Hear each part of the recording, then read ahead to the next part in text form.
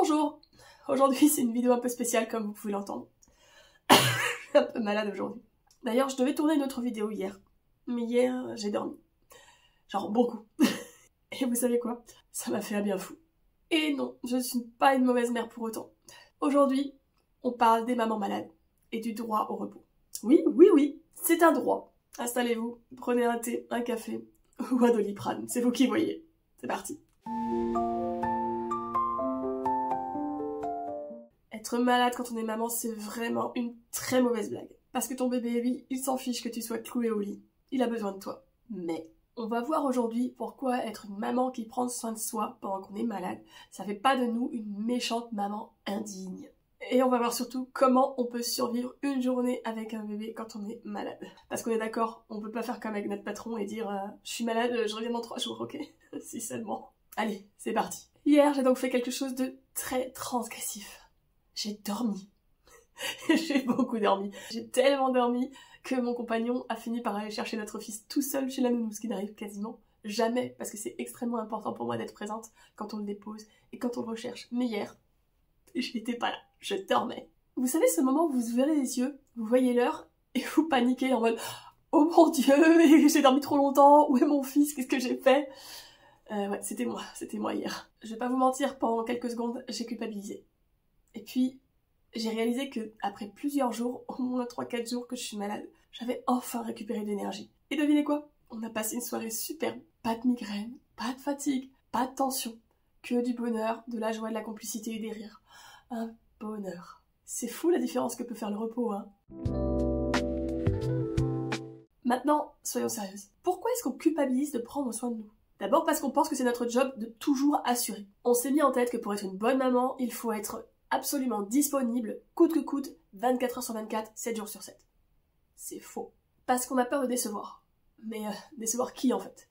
Notre bébé va pas nous enlever des points de bonne maman compétente juste parce qu'on a pris une sieste un après-midi en fait. Ou parce qu'on ne sait plus vraiment comment faire pour faire passer nos besoins en premier. Mais si on le fait pas nous, qui va le faire en fait?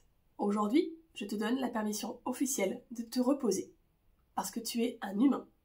Tu es une maman, c'est vrai, mais tu es aussi une personne. Et tu as besoin de pouvoir prendre soin de toi. Ok, maintenant on passe aux solutions concrètes. Parce qu'on est d'accord, se reposer avec un bébé ou un enfant bas âge, c'est pas comme dans les films. Si seulement, accepte que ta maison, ton intérieur ne sera pas parfait. Ton objectif, c'est de survivre. La vaisselle va attendre. Le salon peut ressembler à une scène post-apocalyptique jonchée de jouets. Et c'est ok, c'est pas grave. Utilise du renfort autant que possible. Si ton partenaire est là, demande-lui de prendre le relais. Si quelqu'un d'autre peut t'aider, n'hésite pas à y faire appel. Demander de l'aide, ce n'est pas de la faiblesse à ce stade, c'est de l'intelligence. On passe en mode survie activé. On simplifie tout. Tu as le droit d'utiliser Netflix. Tu as le droit de faire des plats préparés. Tu as le droit de décongeler un truc. Aujourd'hui, plus que n'importe quel autre jour, tu as le droit de dire « Aujourd'hui, je fais juste le strict minimum. » Et ça passera. Et je connais un certain nombre de mamans qui peuvent confirmer que leurs enfants mangent plus lorsqu'il y a des pâtes et du ketchup que lorsqu'il y a des légumes et des gratins bien cuisinés. N'hésite pas à faire du repos fractionné. Il y a trop de bruit pour dormir? T'arrives pas à te reposer dans ton lit? T'arrives pas à prendre une bonne pause? C'est pas grave. Pose-toi avec un plaid dans le canapé, prends quelques minutes pour toi. Tout ce que tu peux prendre, c'est déjà ça de gagner. Et quelques micro-repos valent mieux que rien du tout. Et si jamais quelqu'un ose se dire « Ouais, mais tu pourrais quand même faire un effort », invite-le à passer une journée seul avec un enfant en bas âge alors qu'il est malade. Juste pour voir. En mode Hunger Games. Si cette vidéo t'a parlé, si toi aussi tu galères à prendre soin de toi quand t'es un peu malade, laisse-moi un commentaire et dis-moi comment tu gères tes journées maman malade. On est toutes passées par là et on est toutes dans le même bateau, crois-moi.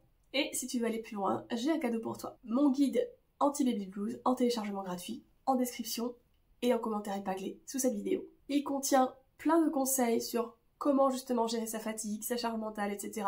lorsqu'on devient maman.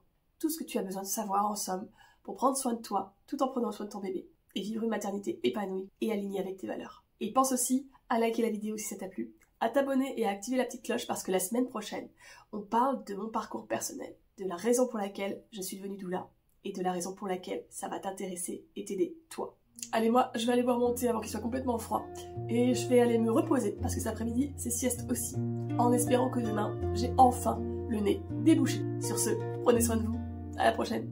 Soft wind whispers, stars above.